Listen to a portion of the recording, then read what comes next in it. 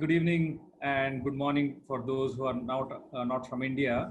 Welcome to today's webinar. My name is Srinivas Kunte. I'm the Director for Professional Learning and Advocacy at CFA Institute. Today's webinar is on convertibles and early stage valuations. Early stage valuations, early stage companies are an extremely exciting area for many of us. Last year, you may be aware that it was a really good year for Indian companies in particular until COVID hit all of us. But for the startups and early stage companies, perhaps there's a silver lining as all of you know that we are being forced to go online. Aswath Damodaran calls investing in startups as the dark side of valuation. And convertibles are even darker because there's some theory associated with convertibles. It's not an easy topic, but this is precisely why we have this webinar series, so that experts like we have today, Navin Vohra, come and share with us their learnings, their best practices, and above all, their wisdom. So our speaker for today is Navin Vohra. Navin is a charter holder. He heads the transaction advisory services, including valuation modeling and economics at Ernst Young Merchant Banking Services. It's a very big division. Navin is a veteran in the industry. He has over 25 years of experience in valuations and equity analysis, leads a really large team at Ernst Young. But Navin has been one of our biggest supporters, CFA Institute's biggest supporters. Last 2-3 years, we have been doing valuation and modeling workshops. I don't know how many of you attended those workshops. Immense experience and a wealth of wisdom. Now, before we begin, a few housekeeping instructions. Presentation link for today's webinar will be shared by Harshad later on as we proceed inside, as we go deep inside the webinar content. There'll be a survey and feedback link. Harshad will again, share that link with you. We really depend a lot on your feedback. We are guided by what you want, what you like, and what you desire. So apart from the quantitative inputs that you give through the feedback, do also reach out to us by email on the types of speakers and topics you want to cover. One more thing, there is a chat box. So please put your question in the chat box and not in the panel box. The chat box questions, we'll be taking them in. Try to ask conceptual side of questions. There'll be a recording available on the webinar, both on the CFA Institute website as well as the CFA Society India website. I don't know how many of you looked at the CFA Society India website. It's a revamped, very nicely done website. In addition to that, the recording will also be available on YouTube with a lag of about 10 days. Now, without any further ado, let me request Navin to take the proceedings over. Navin, all yours. Thank you. Thanks, Srinivas. Thank you very much. So firstly, good evening and good morning and good afternoon, wherever all of you are. It's always been a pleasure for me to really come out and talk to or interact with the CFA community. I'm one of you, but also I'm also a registered valuer, and also I'm RICS. But I'm really proud of the fact that the quality of education that CFA Institute brings in is much more superior to, I would think, many other sort of bodies that I have seen. So I'm always happy to discuss issues and topics here. And I also contribute to Enterprising Investor. In fact, today itself, one of my articles, which I've written on MNC valuations, has appeared there. So if you get a chance, do look at it. Now, on the topic of convertibles and early stage valuations, so I mean, my focus here is more convertibles. And early stage valuation is really a huge field. In fact, I mean, as Srini mentioned, I have a 25-year work experience, so I can talk about the days in 2000, 2001, when there was this saying that Warren Buffett sort of asked everybody that he would give a paper to everybody and say, okay, please write about startup valuations. And if anybody wrote anything, he would fail the guy. So that was the joke at that time, or that was the wisdom at that time, if I may say. So from there, we moved we moved quite a bit now, but still, Ashwath Damodaran, as you say, calls it the dark side of valuation. So I think I'm not going to talk too much about early stage valuations. Many of you would be investors and doing that. I'm going to really discuss convertibles and how they are used in early stage valuations. Just a minute, my screen seems to be stuck. Okay, so if you see, I mean, I just put an example of a traditional company fundraise. When I say traditional, I don't mean it in the negative sense, but a fundraise of a company like an RBL bank over the years, and just as an example. And on the other side, I've seen a fundraise of Lenskart, and there's thousands of other examples, but I just have chosen one. So if you see in 2011, RBL Bank sort of raised first round and they used equity. So they raised equity. And after that, every year when they raised money and the valuations went up from about 10 billion to about 33 billion, it was a 3x growth over 4 years, or 3 to 4 years. And all of the instruments were equity. So, even though they needed money to expand and, to grow their capital, they were always relying on equity. On the other hand, if you go to any startup, so they would start with, they would start with a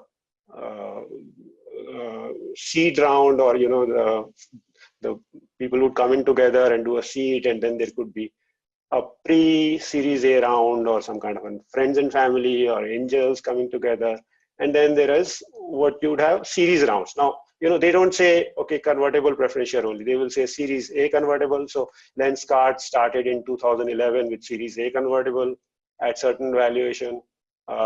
In an year's time, they had moved to Series B, and the valuation had moved up 4 times. In a couple of years, they were on Series C. Again, the valuation had moved up 4 times, and so on till till as late as December 2019, they had moved to Series G. So if you can just see that the number of fundraisers that have happened, but each of them has been a convertible preference share. It's not that they've issued equity. So typically in these companies, you would have the founders would have equity, and the employees would have ESOPs, and everybody else sort of takes a convertible preference share in a series. Now, why does that happen? So we'll come to that later, but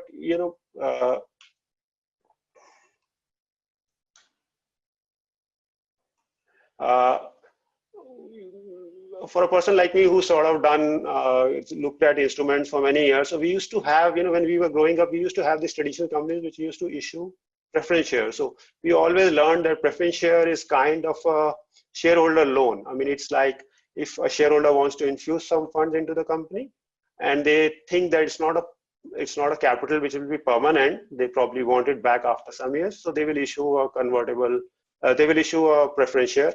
Typically, they would be redeemable. They would have a dividend rate which is benchmarked to interest rate, so 8 to 12%. Usually, of course, it can be less and more than that also.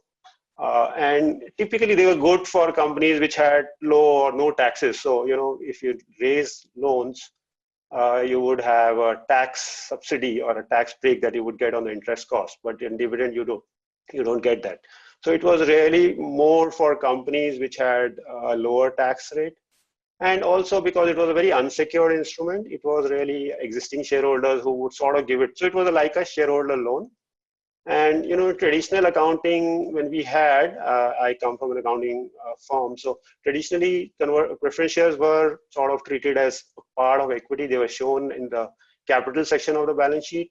Of course, that has changed now. Now with Ind AS coming in, and that's modeled on IFRS. The Ind AS principle is that you look at it not what it says, but what it means. So if you sort of raised a debt, you call it a debt. You don't call it an equity. So that classification has changed. So this was the old instrument that we grew up with, but this is now a very different instrument that we are talking about. So CPS is, which we use in startup, is not, nobody expects, typically do not expect redemption. Of course, there are some cases in which they expect redemption, and that's an important part of the valuation that we will do later. But typically, the shareholders, the investors do not expect any redemption. And there's no dividend. I mean, there could be 0.01%, but typically immaterial. It's not really for dividend taking out money or something. I think there are a host of rights which you attach to these convertible preference shares. And I think 2-3 of them are very important purely from a valuation perspective. I mean, I'm not saying from control and other perspective, there could be other rights attached, but from a valuation modeling perspective, there are 2 rights which are quite valuable. So one is what we call liquidation preference. Now, what does liquidation preference mean? Liquidation preference basically means that the person who puts in the money says, I'm going to put in this money, but first you pay me back what I've invested, and only then you pay the others in case of a liquidation. So, one point I just want to clarify here, and most of you would know, a liquidation in a startup in atmosphere really means IPO, M&A sale, some kind of a transaction in the company. Liquidation does not mean winding down or something like that. It could mean that also, but typically it means a transaction of where, this conversion, definitely a conversion will have to happen. So if the company is sold, the convertibles will have to be converted to equity, or if there's an IPO, then you can't have convertible preference shares in a listed company. So you'll have to have them converted into equity. So that's liquidation. So basically LP means the investor says when that stage reaches, I should get the money that I put in or more than that. So it's a kind of a downside protection that I'm getting on the money that I've invested. And the second protection that they have, sometimes it is there, sometimes it is not there. LP is always there. I've seen that LP is most of the time there.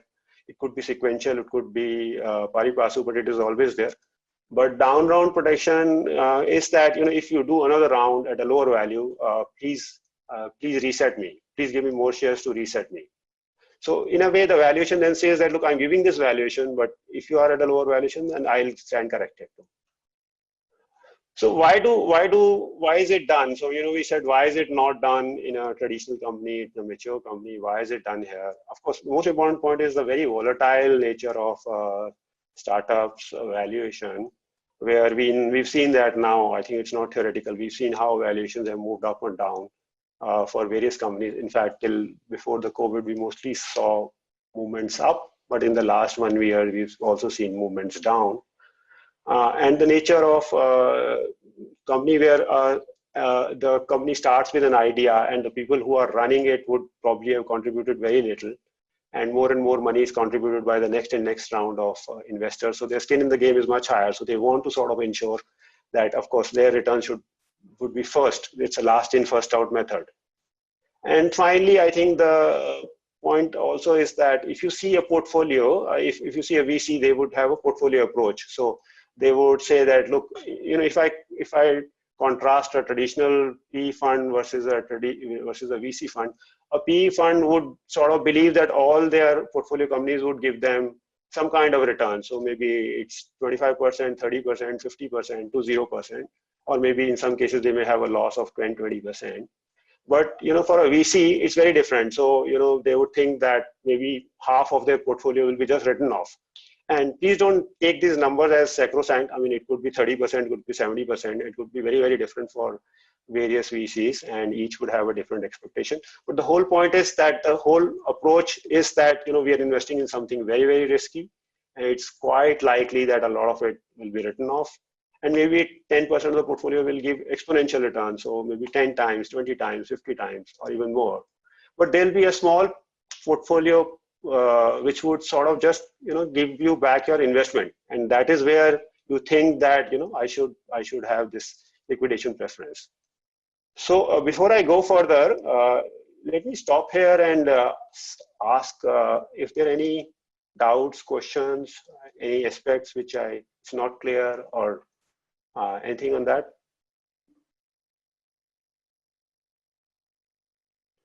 Srini? So there's couple of questions already, more than couple of questions actually. One of them, I mean, I also had a question. See, I noticed that you have got a Series C and it jumped to Series G. So is there a sequence on how the series jumps? Yeah, so I think this was only from a perspective of, I mean, just fitting it in, it's just an example, but yes, there will be Series C, and sometimes you also have Series C1 or Series C2, and those are sort of, very close rounds and very similar rights able to give. You may just do a an extra round to the main round. But yeah, Series C would have a D and then would have an E and a F, and usually moves through alphabetically. Yeah. And when you say that resetting on down round protection, what does that really mean? There's another related question, not exactly related, but you've got some numbers on the portfolio approach. So is that based on data or is it anecdotal? No. And no, that's completely anecdotal. That's completely anecdotal. Please don't sort of. I mean, I'm just sort of saying that there are three parts to the portfolio. Is okay. that you have to understand of a VC portfolio. Right. Okay, so I mean, I think there are some basic definitional questions. I think we have got a lot of ground to cover. I know why don't we take those questions up, Navin, because we've got a 1 hour time limit. So let's carry on. Thanks. All right, okay. And I'll come to down round later. I will just discuss that a little bit as to how that works. Of course, the modeling for down round, if you have to do it, that's a 2-hour webinar topic, and maybe we'll do it sometime. But you need to understand LP for you to sort of move to down round modeling. I'll just, in the end, I'll talk about the concept, and then we can see what all questions are still there. Okay, so let's just start with a very hypothetical example. Again, clarifying this is completely made up by me in my mind. There's no such company. I have not modeled it on any company. It's just a usual example to explain some points. So let's assume that there's a company which is started by 3 friends and they start with a 1 million valuation in 2015. And it does well. In 2016, they are able to establish themselves, and then the Series A happens when Series A puts in $10 million. So, they got a $10 million to expand. And the valuation when they put in was only 1 million, but the valuation is now moved up to 50 million. This is post money. And then 2017, they do a Series B, and now the 50 million valuation is moved up to 200 million, and consequently, they've been able to raise 50 million also. So each round, they're raising more money, and they're raising at a better valuation. And then the third round happens, Series C happens, and the valuation is now jumped to 500 million, and they are raising 100 million. So, these examples this is just an example, and we will use the same example to do the modeling. So just look at the numbers and keep that in mind. And just assume that each of the investors has a sequential liquidation. Now, what is sequential liquidation? It means that Series A will have a preference over Series B, Series B will have a preference over Series A, and Series A will have a preference over a common. Sometimes the liquidation preference can be pari passu also, but let's ignore that. Now, what we'll do is, so this is the capitalization table. So, as we said, equity investors, also called common stock, they came in at an investment of 1 million. The valuation, I'm calling it so-called valuation. Why am I calling it so-called valuation? I'll come to that later. Right now, please just bear with me that this is not the valuation of the company. This is the so-called valuation of the company. So that's 1 million. And Series A is 10 million investment, 50 million. I would suggest that if participants can click a picture of this, because I'm going to come back to these numbers again and again. And I just assumed some number of shares. So I assumed that Series A, when they came in, they put in 10 million shares at 0.1 million valuation. The common stock came in at 0.1 valuation, 10 million shares. Series A came in at $4 valuation and 2.5 million shares. Series B, this odd number of shares at $12 per share, and Series C at $24 per share at these number of shares. So these are the valuations and each of these we'll refer to when we do the calculations. Now, I think the most important thing, as I'm sure you would have done the pre-read, and whenever you do any option valuations and option scenarios, you should always see a payoff. I mean, I don't think you can understand any options unless you do a payoff. So let's see what's the series different investors payoffs. So on the x-axis, I have the company valuation. At some point in time, let's say 1 year down the line, 2 years down the line, or whatever, if the company valuation is there, what is the payoff for these investors? So if you see Series C, so what is Series C saying? Series C is saying, look, I've given you 100 million. So if your company's valuation is up to 100 million, I should get all the money and nobody else. So Series C has the exclusive right to all the returns up to $100 million of valuation, because that is the amount they invested. This is the amount they invested. Now, Series C came in at a valuation of 500 million, which basically said that, as long as if the valuation of the company is beyond 500 million, then I start participating. If the valuation of the company is less than 500 million, it does not make sense for me to participate. I will remain as a bond. So the Series C cash flows between 100 and 500 million remain the same. At 500 million, Series C changes its color and it becomes like an equity. So that point, the $500 million point, we call an inflection point, or also called a break point, and we'll use that term later when we do the valuation. So this is the Series C payoff. Now, what is the Series B payoff? Now, Series B has no rights to cash flow, no rights to the value of the company for the first 100 million. So if the company gets sold at 95 million or 100 million, Series B gets nothing. And then Series B starts coming into the gravy train after 100 million. So from 100 to 150 million, Series B will keep on getting their money back. And you recall that Series B had invested $50 million at 200 million valuation. So from 100 to 300, which is this 200 million interval, they would want to treat their investment as a bond. So they want to get their 50 million back. And only after 300 million, it makes sense for them to participate, because after that point of time, their shares are in the money. And so their inflection point is now 300 million. Now, look at Series A now. So Series A can't get anything till Series C is paid off 100 million, Series B is paid off 50 million. So at 150 million, Series A joins the party. And because they only invested 10 million, so 150 to 160 million, they do not get, they get all the money. And after 160 million, they remain silent. They don't have to do anything. So if the company's valuation is 170 million, A, B, C, everybody get their money back.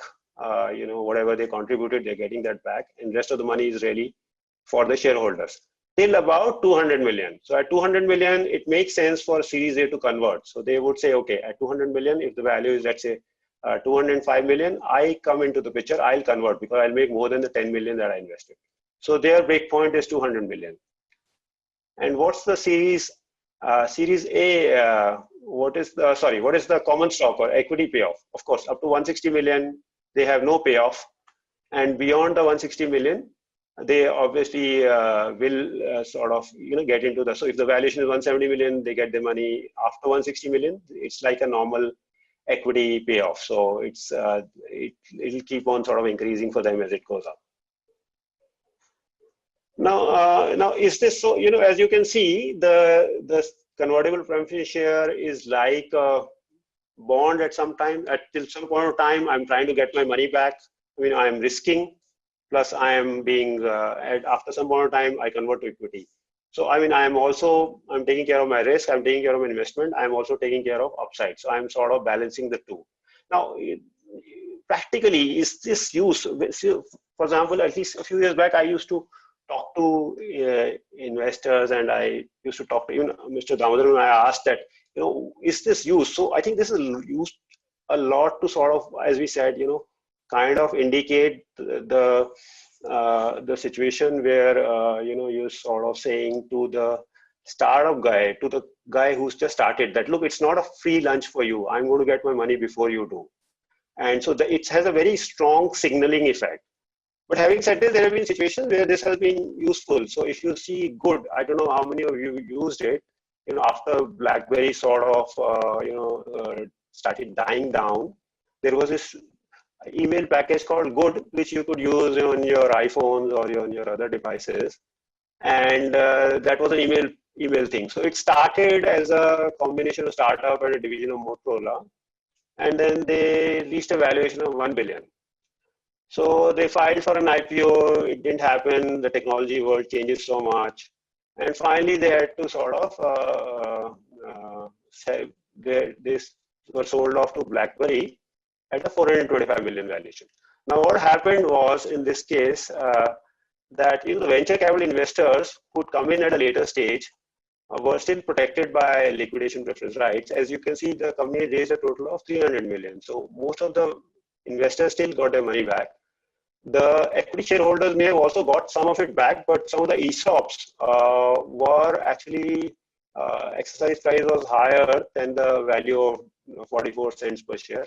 And many of them had actually paid taxes on these ESOPs when they were in the money. I don't know the US laws very well, but I think if they're in the money, there's some tax computed in your compensation that you sort of pay off. And so, on the one hand, they ended up paying taxes, and on the other hand, these ESOPs were completely out of the money because exercise prices were higher than 44 cents. So you can see a situation where the later stage investors were able to protect their liquidation preference right.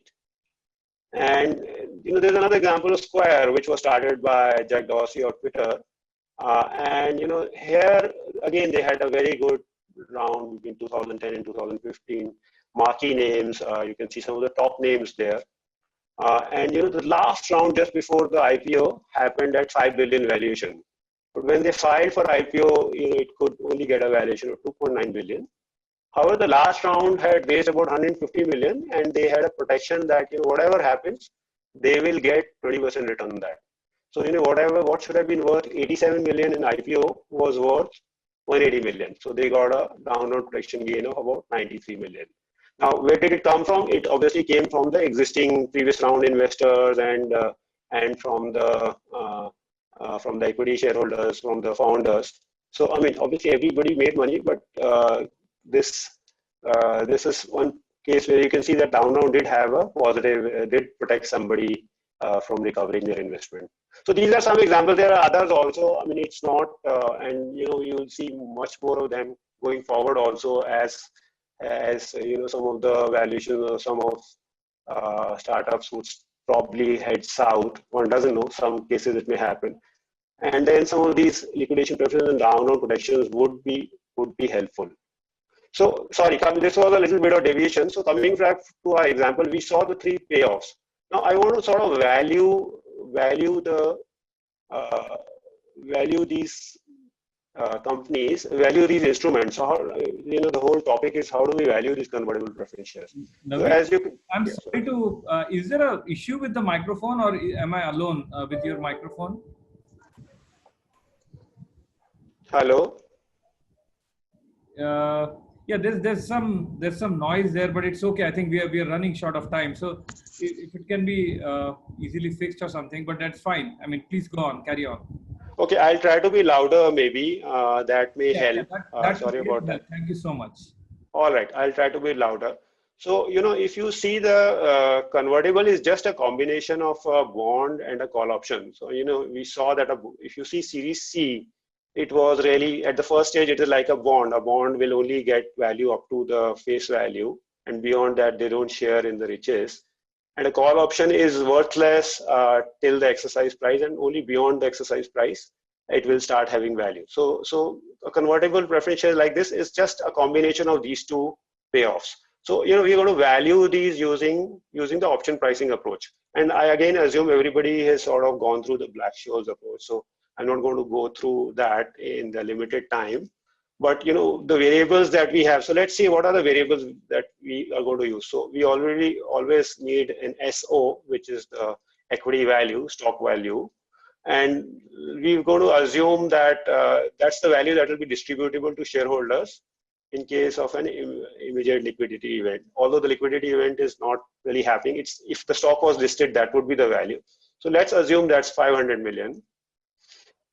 Then the other part is time to liquidation. Usually there was this general belief that it takes about 6 to 7 years for between first rounds and liquidation events, but that has changed quite a bit now. It could be 10 years, it could be even more. It's been lengthening. So time to liquidation is when do we think this liquidation event will happen? When we are valuing, from the date when we are valuing. Risk-free rate, you all know, is the government bond rate. The whole valuation is arbitrage, risk-free environment that we do it. We don't have to bother about dividend, no startup issues dividend. Volatility is usually very, very high for startups because one, they are unlisted, and then they are in a very, very, very volatile stage of their life in the initial years. And when we calculate volatility, of course, most of the startups are not listed. So we use proxies, like we look at companies in their sector, look at their volatility, and then add for the additional risk and the illiquid nature of these companies. And typically we take volatility anything between 40% to 70%, sometimes 80% also. So that's the parameters we are going to use. We are using equity value of 500 million. We'll use time to liquidation. We'll use 4 years, and the other metrics we'll use. I'll come to why I'm not defining strike price, because that's critical to this valuation. So what are the steps that we have to do? So I think the first step is determination of the breakpoint. So as I discussed when I was doing the payoffs, these are the breakpoints when the behavior of the instrument changes. So for Series A, it's 500 million, and Series B, it's 300 million. So these are the breakpoints. So I think the first breakpoint is for Series A, which is at up to first $100 million. Series A is just going to keep themselves as a bond. They are not going to do anything. They are going to get all the funds. The next breakpoint, as we saw, was for Series A, between $100 to $150 million valuation. Series B will get all the cash flows. Nobody else will get that. And then for the next 10 million, from 150 to 160 million, it's Series A which is getting the cash flow. So they come into the picture. And then beyond 160 million, up to 200 million, as we saw, nobody else participates, because it's better for them to stay as a bond, get their money back. The common stock gets all the value. So the big point 4 is the common stock getting all the value. So if you see, these are the number of shares which we had issued for each of these instruments. The liquidation preference per share, which is at the value that they were issued, and the amount, the dollar million of liquidation preference. So we have now 4 breakpoints.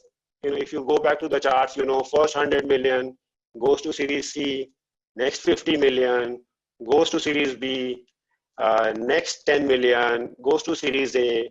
The moment you are 160 million up to 200 million, only common stock gets value. Now, breakpoint 5, as we understand now, at $200 million plus, it's Series A starts participating. So from 200 to 300 million, Series A has starting participating along with common stock, because it makes sense for them to sort of convert to equity.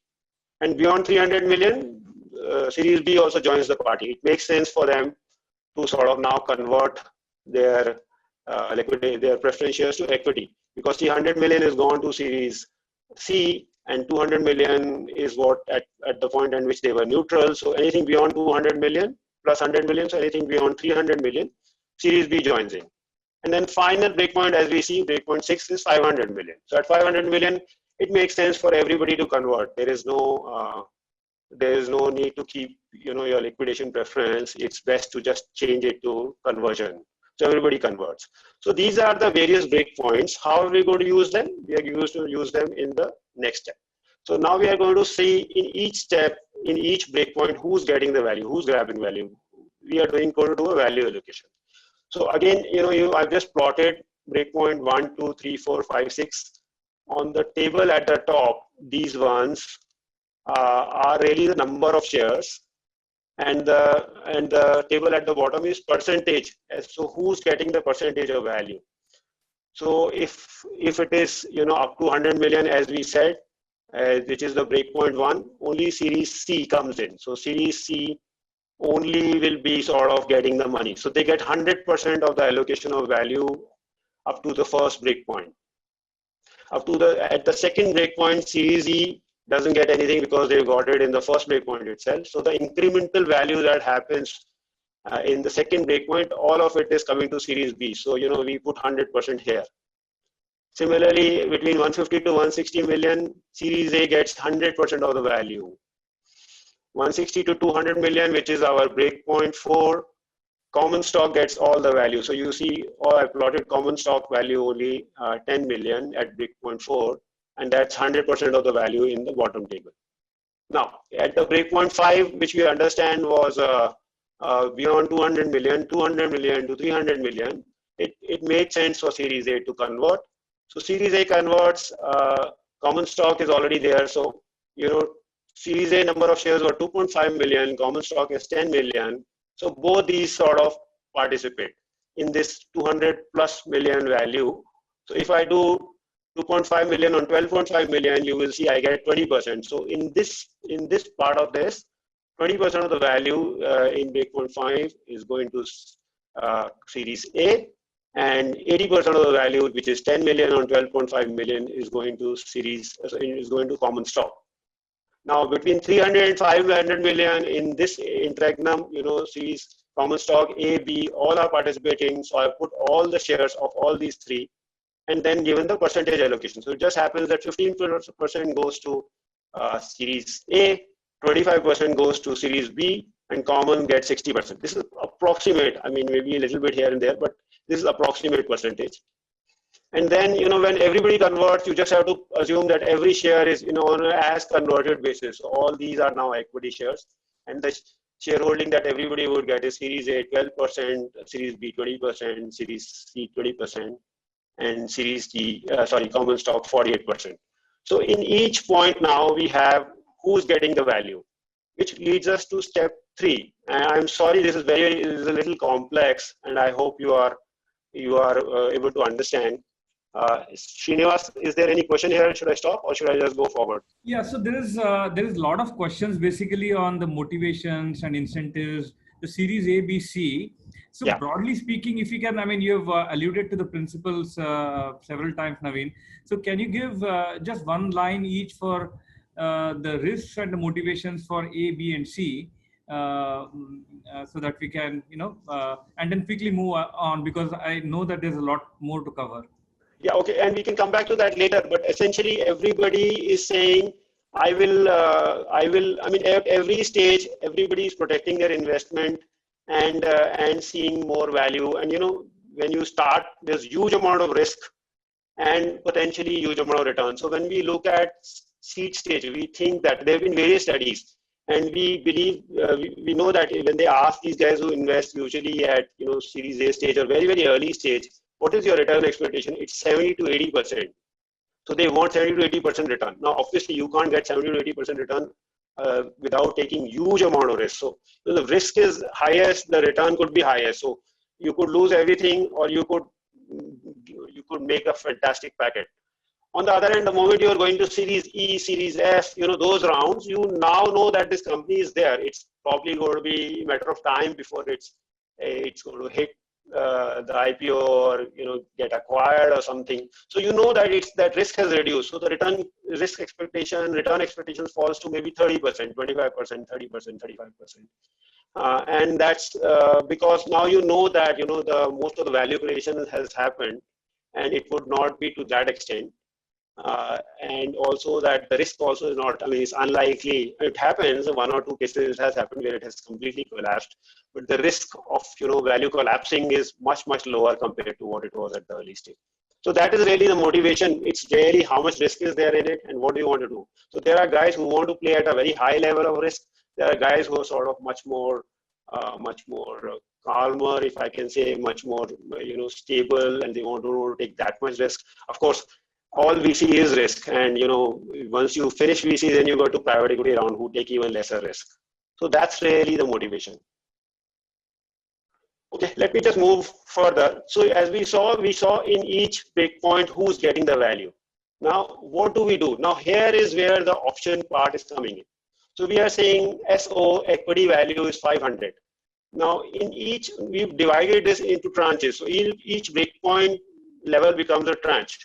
So we had 6 breakpoints, and after that it was a free for all, everybody gets value. And so that we converted to 7 tranches, in which we are saying, sorry, I am getting this, in which we are saying, look, equity value of the company is 500 million.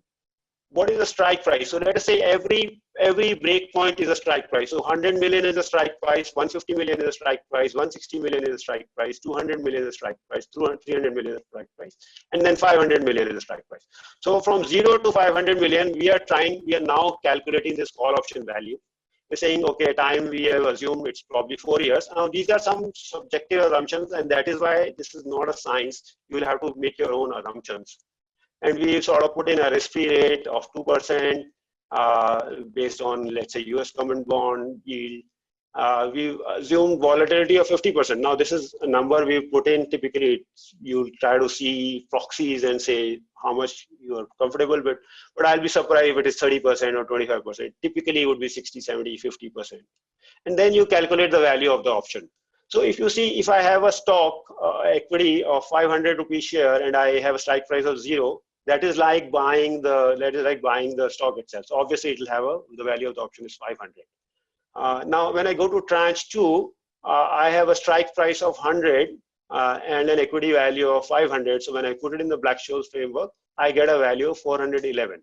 So then we say the value of tranche 1 is 500 minus 411. If you see the second last line, my 500 was the value at 0 strike price. At 100 strike price, my value of the option is 411.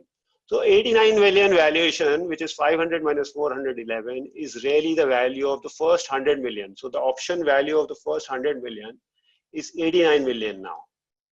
Remember that this 500 million valuation, the value is coming simply because of the volatility. The volatility is driving and the time period. So that's really driving the value.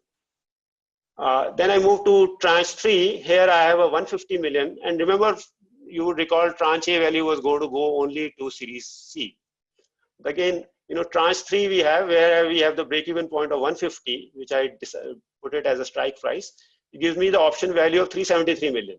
So this limited value between 100 and 150 is 38 million, which is going to series B. So at each stage, I calculate the incremental value and I call that the tranche value. So that's the tranche values of various tranches from 1 to 7. So this is simply, I have plotted each of these, I've considered each of these as an option on the company like we do for replicating portfolios. Now, in this chart, what I've done is same values. If you see what I've done, 89, 38, 7, 27, 56, I've plotted this on top of the table. And then I said, who's getting the value? As we said, up to 100 million, it is only series C. So I multiply 89 by 100%. In the table at the bottom, I get series C at 89 million. Similarly, the tranche 2 value was 38 million, only series B gets it. So we put it against series B. Tranche A was 7 million, it is only to series A that gets it. Tranche 4 only goes to common. At the point of tranche 5, both common and series A come into the picture. They both get the value. Tranche 6, series B starts participating.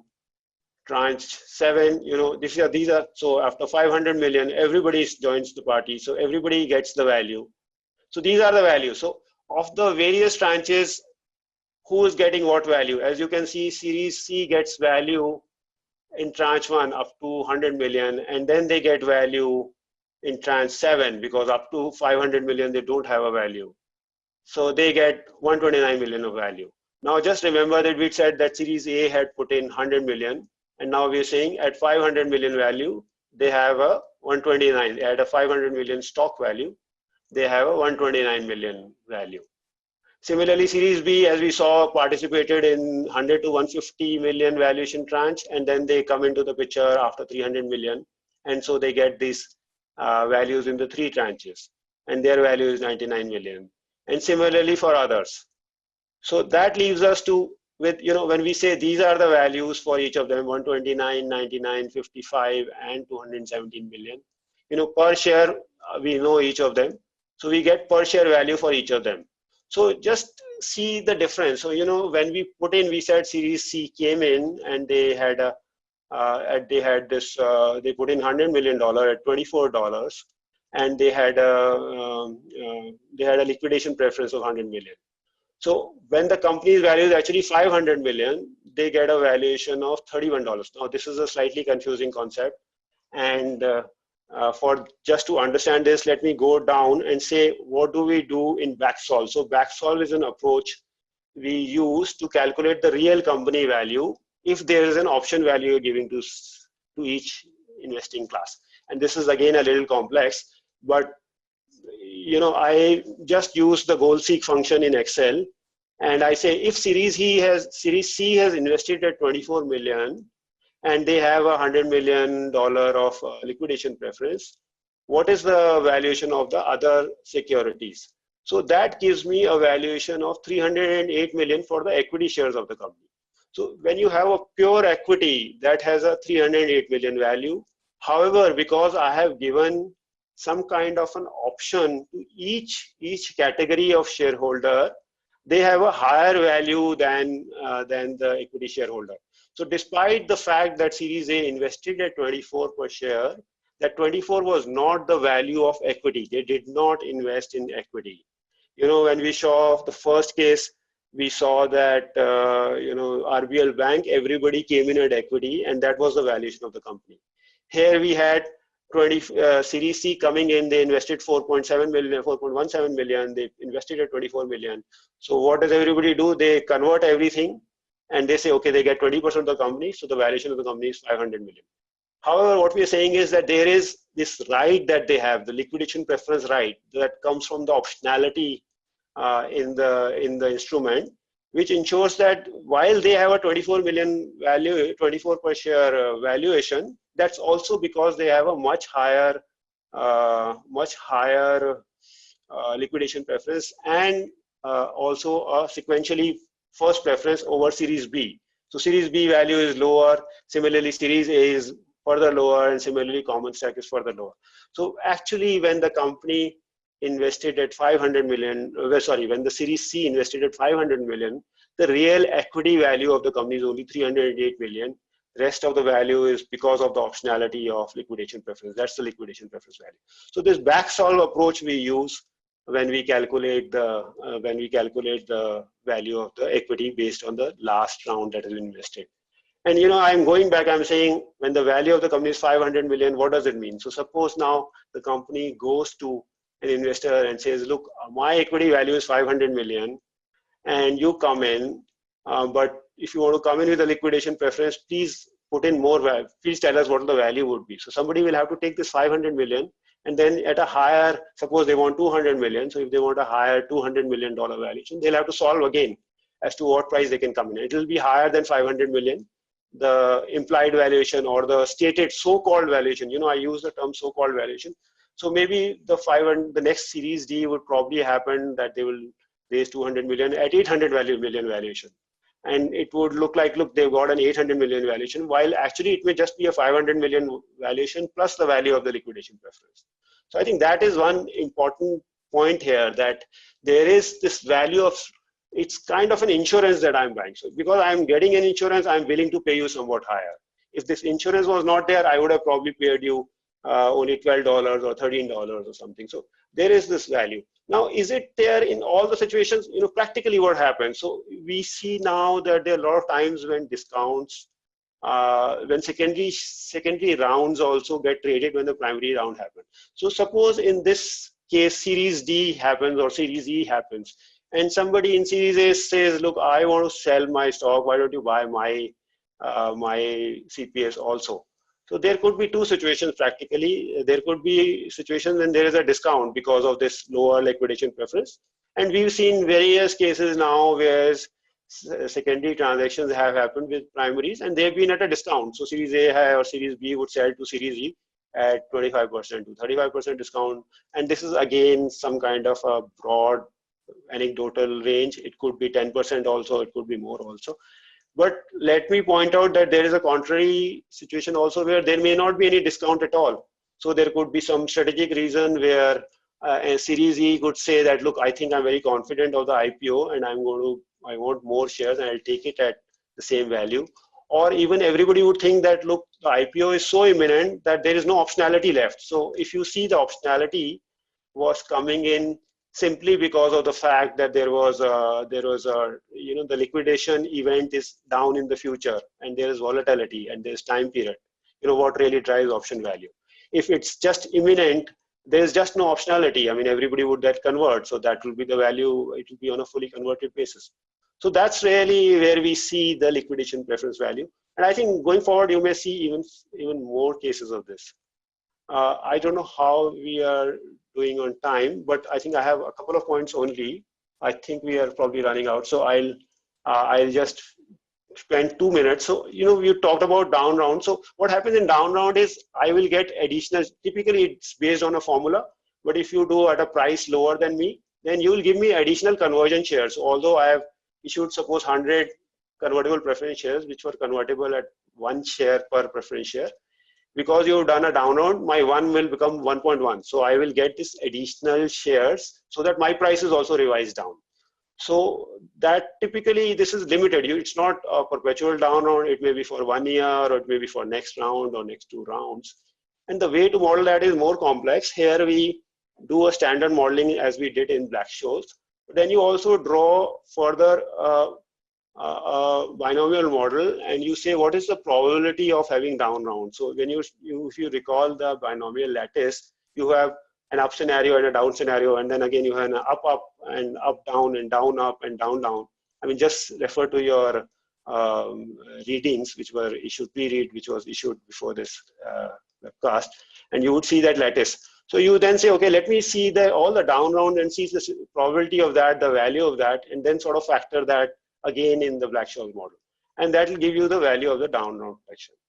So that's really on down round. Of course, you'll have to read much more on this. I'm just giving you a 1-line, 2-line overview about that. But you'll find literature on it quite easily available. Although modeling it is somewhat tougher.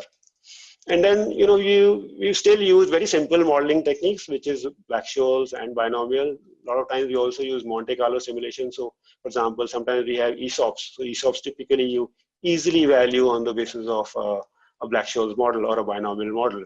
But the ESOPs could be issued to you vest only on the condition of certain valuation is achieved or certain revenue or EBITDA is achieved.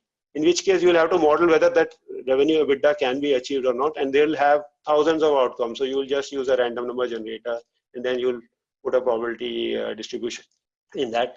And then on that basis, then you will start modeling it again as an ESOP. So you'll determine the probability of ESOP being issued through Monte Carlo, and then value the ESOP on the basis of a normal Black-Scholes or binomial model. So that's something that I really encourage all of you to really look at Monte Carlo simulations, and it's not very difficult. It's just that first time it takes time to understand. So what did we learn today? So we learned why do VCs or at least I tried to tell you why VCs invest through convertibles. What are the special rights attached to convertibles? What's the way to value these instruments, and then down rounds, a little bit on that. Of course, that requires a full 2-hour session, which we can probably do sometime later. Finally, I just end a little bit about EY, which is where I work for the last 20 years.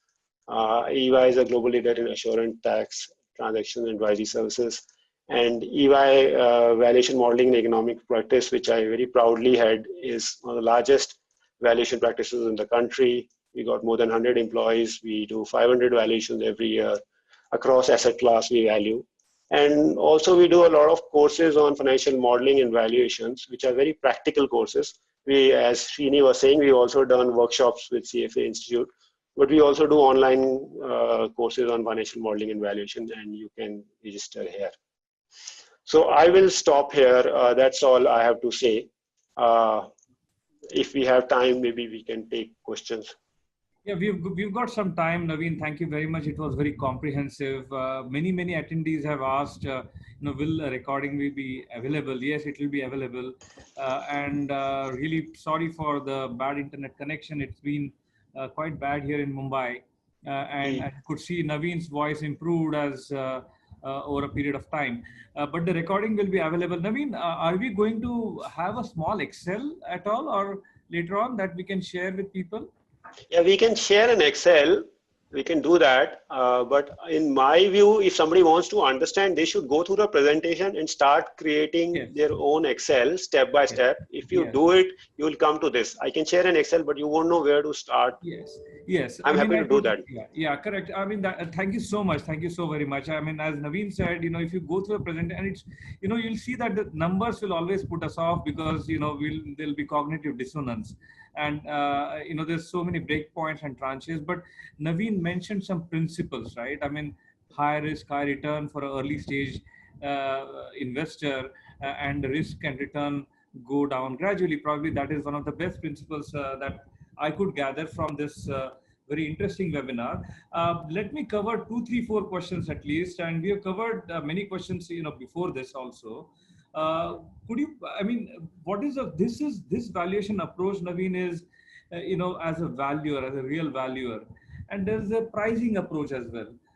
What do you see, the difference? Is there a large difference between what people price using multiples and, the valuation numbers, the valuation based numbers that option model comes up with? Yeah, no. So I think I would think that most VCs would always look at when they invest, they are always looking at buying risk. So they're taking risk, and they are sort of then looking at if what's going to happen to this, how it would grow. So they would have this. Of course, all startup valuations are top-down valuations. You don't do bottom-up valuations mostly in startup because, and especially early stage, because all you're saying is, look, this is the blue sky, this is the white space, this is what I'm going to disrupt, and then this is the kind of mark. So if I can say, suppose valuation profession is 1,000 crores and the multiple is 5 times. So somebody says, look, this is a 5,000 crore market. This is what I'll do, and I'll disrupt this, and I'll get a 20% share.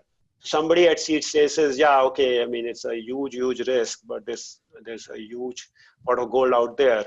So they will say, okay, let me sort of assume that, okay, they are able to do this, or they may do 2 scenarios, or they may do 1 scenario depending on their comfort, and then sort of discount back. So I think that the pure valuation approach for startups is really everybody looking at an upside and trying to value.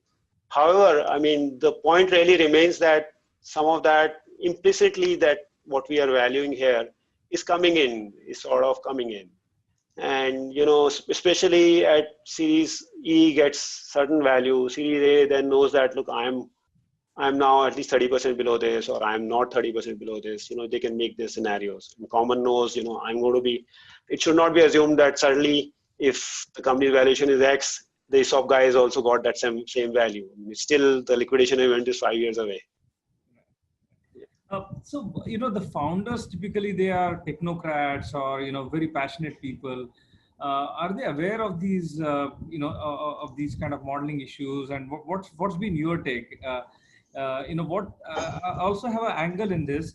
What can, folks like you or charter holders, what role do they have to play, or can they play any role?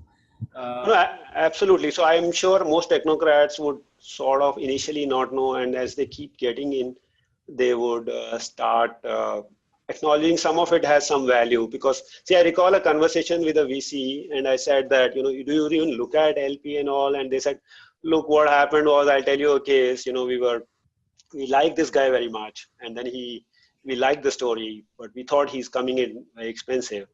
And then we thought that, okay, I mean, maybe we'll have a two LP. We won't have a one LP. We're an LP of two. So if I put in $10 million, I'll have an LP of $20 million. So it'll help me protect somewhat. So, I mean, VCs know this. I mean, there's some leverage value. They don't really model that.